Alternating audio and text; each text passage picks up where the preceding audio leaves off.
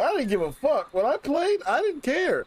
Like this was the whole secret sauce. This is why I said everybody was capping when they were talking about how good the game was and how it was the greatest game and the generational game and blah blah blah. Like the greatest thing we've ever seen, and it's gonna influence video gaming from other developers for years to come and all this other bullshit. Get the fuck out of here. It's the same shit, but with like casual stuff thrown in and an open world. That's it.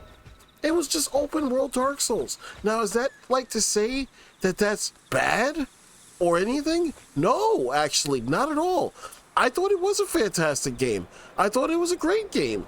All that stuff. I thought the scores were kind of warranted. But I also didn't think that it was this fucking world evolving fucking like global event that everybody else did. I played other FromSoft games. This shit is just like that, but open world. Everybody was like losing their mind. It was like this revolutionary thing where it's like, oh, well, in this game, when you run into a boss that kicks your ass over and over, you could just not fight that boss and go do something else. Oh my God, head explosion. I can do other things.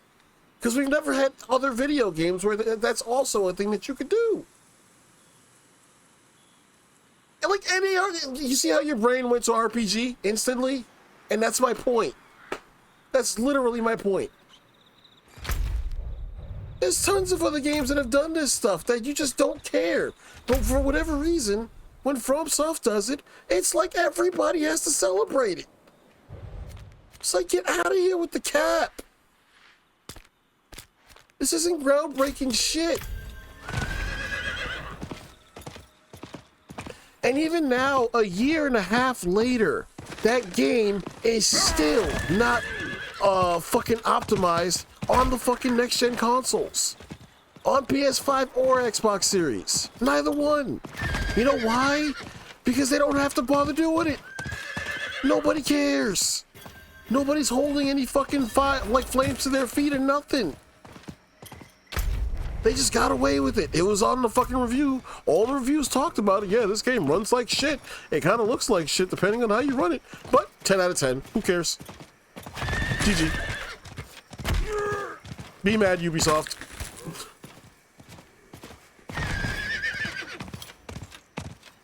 Oh, God, you live under a rock. There was drama for a while because apparently there were Ubisoft devs that basically felt very similar to the way that I've been expressing. Only they said it out loud and people got mad. People got really fucking mad and they actually went after them for coming out and like talking shit about the game. And then all of a sudden it became about like dunking on Ubisoft games and how they're always the same thing and they're all map games and icons all over the place and open world just for the sake of being open world. But Elden Ring, it's like their open world is like everywhere you go there's something to do and there's new places to find and there's no logos and no icons or anything like that. Blah, blah, blah, blah, blah. It's literally the same shit, but with the UI turned off. And I actually found a way to prove that. And when I actually plugged it online, my point got hand waved. Because of course it did. There's a fucking interface that you can look at that shows you where everything is in Elden Ring. And like, it shows you it in icons. It's a third party website or whatever, right? But you look at this and you see it. And it's like, this is what the game actually should look like if they had the UI showing you what, like, all of this stuff in the game. But because they turned it off, everybody's all like, whoa, Elden Ring is this big world that's ginormous and there's no logos anywhere. You just find random things and see Ubisoft, you don't need to make it a map game and blah. It's the same thing. Actual. Now, are there things about it that they found a way to do better? Yes, without question. But it's the same thing, just with the logos turned off. Stop the fucking cap.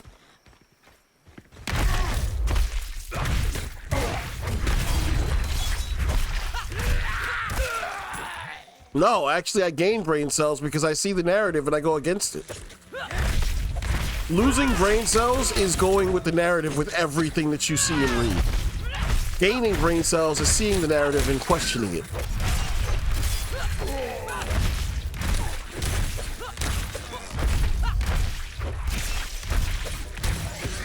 Well, I don't sit around like debating this stuff because it's like I know I'm talking to a wall. So I don't like, it's just, I see this stuff and I comment like to myself basically at the most.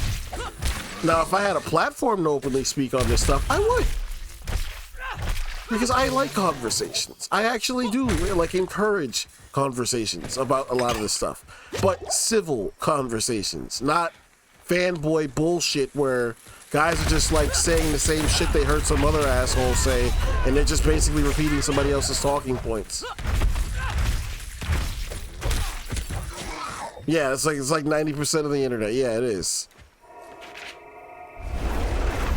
A lot of guys, the loudest guys, don't have a single original thought because they can't be bothered to look into any of the details on anything. Or they basically only look at surface level things.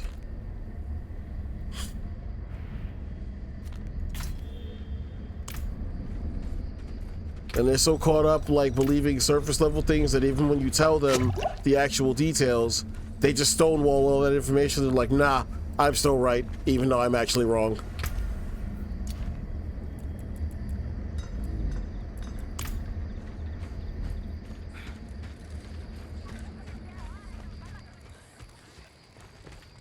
You need steel work?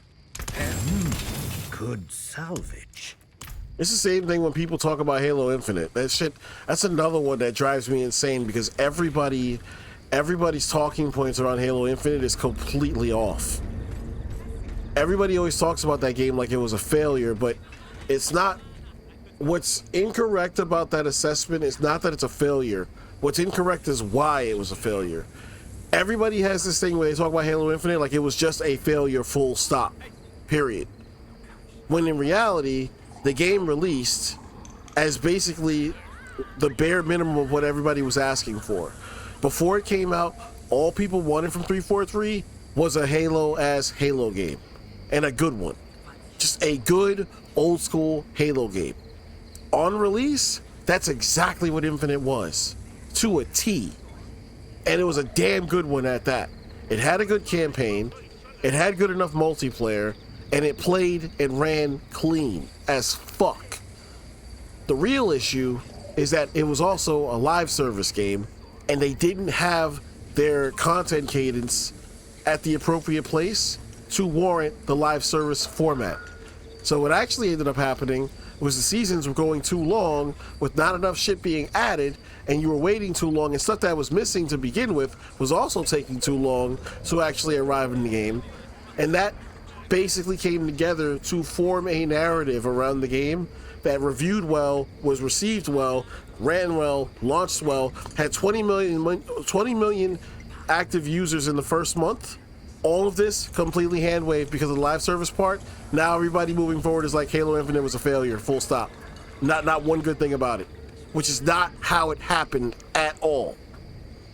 It was the live service and the post-launch stuff that went bad, not on release. On release, the game was just fine. It's just, after 2 or 3 months, that shit wore off, and then the real problems started to surface. But if you ask anybody about Halo Infinite, they will literally just tell you that the game was trash, and that it was a failure, and it was another Microsoft, it was like another Xbox dud. Which is completely inaccurate. But go on, Kings. Kings. Kings.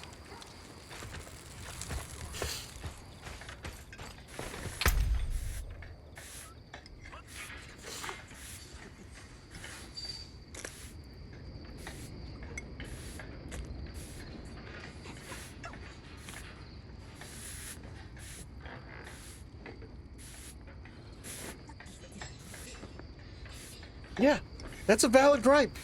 That's a valid criticism. That's a valid criticism. That is a valid criticism.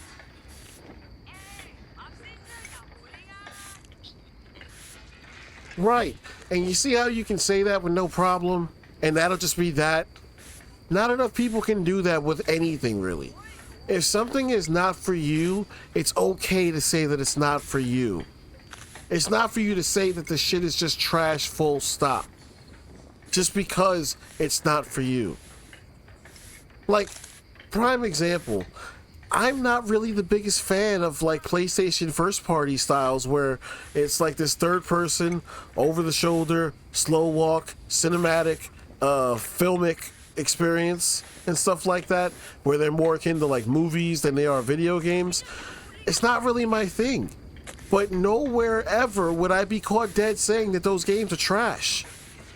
God of War 2018, fire. The second one, also fire. Last of Us 1, fire. The remake, fire. 2, fire. All of these games were fantastic. They're just not my thing.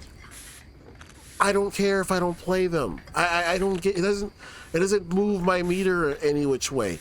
But that doesn't make them any less impressive than they are.